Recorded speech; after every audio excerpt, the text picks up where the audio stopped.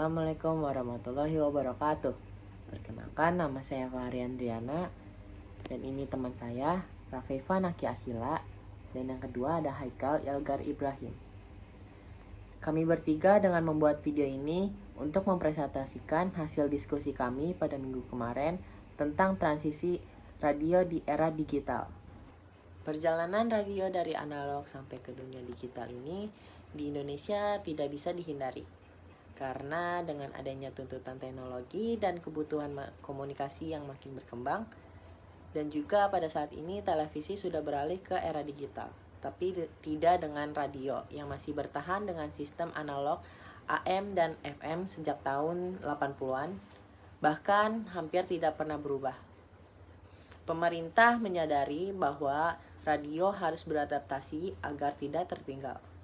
Penelitian ini juga memfokuskan bagaimana sistem simulcast menjadi solusi realistis untuk menjaga keberlangsungan industri radio di tengah era digital. Dengan sistem ini, stasiun radio juga bisa tetap menyiarkan programnya melalui frekuensi analog sekaligus digital. Misalnya dengan lewat iklan berbasis data digital. Dari sisi regulasi, pemerintah Indonesia melalui Peraturan Menteri Nomor 6 Tahun 2021 sebenarnya sudah memberi dasar hukum untuk siaran radio digital. Namun, kebijakan analog switch off atau ASO khusus radio belum ditegakkan. Pemerintah masih melakukan uji coba teknologi DAB atau Digital Audio Broadcasting di kota-kota besar seperti Jakarta, Bandung, dan Surabaya, serta DRM, Digital Radio Mondiale di daerah lain seperti Pelabuhan Ratu, Cilacap, Painan, dan Labuan Bajo. Dua standar ini punya karakteristik berbeda. DAB menawarkan efisiensi spektrum dengan banyak kanal sekaligus, sementara DRM lebih fleksibel karena bisa menggunakan jalur AM atau FM yang ada dengan kualitas suara lebih baik. Meski demikian, proses transisi ini menghadapi sejumlah tantangan. Biaya infrastruktur multiplexing seperti menara pemancar, antena bersama, dan kebutuhan daya menjadi beban besar bagi penyiar. Selain itu, kemampuan sumber daya manusia di industri radio masih terbatas, terutama dalam hal keterampilan digital.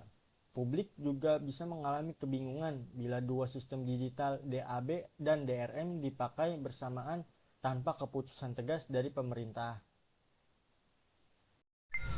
Namun, peluang yang ditawarkan cukup besar.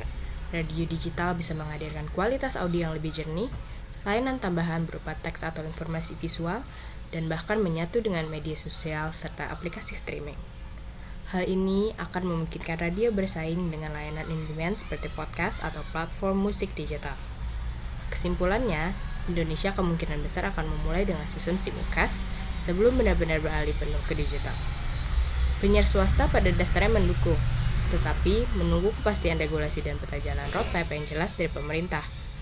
Transisi ini sangat bergantung pada kombinasi regulasi yang tegas, pembangunan infrastruktur, pelatihan sumber daya manusia, dan sosialisasi masif kepada masyarakat agar tidak kehilangan arah di tengah perubahan yang besar ini. Untuk kesimpulan secara keseluruhan yang dapat kita ambil pada materi kali ini, bahwa transisi radio di era digital menggambarkan ketahanan media ini untuk beradaptasi dengan perubahan zaman. Meskipun menghadapi tantangan berat, radio telah membuktikan kemampuannya untuk berinovasi dan memanfaatkan teknologi baru sambil tetap mempertahankan kekuatan inti yang menjadikannya media yang istimewa, yaitu kedekatan personal, kredibilitas, dan konten yang relevan. Demikianlah hasil diskusi dari kami. Kurang lebihnya mohon maaf. Wassalamualaikum warahmatullahi wabarakatuh.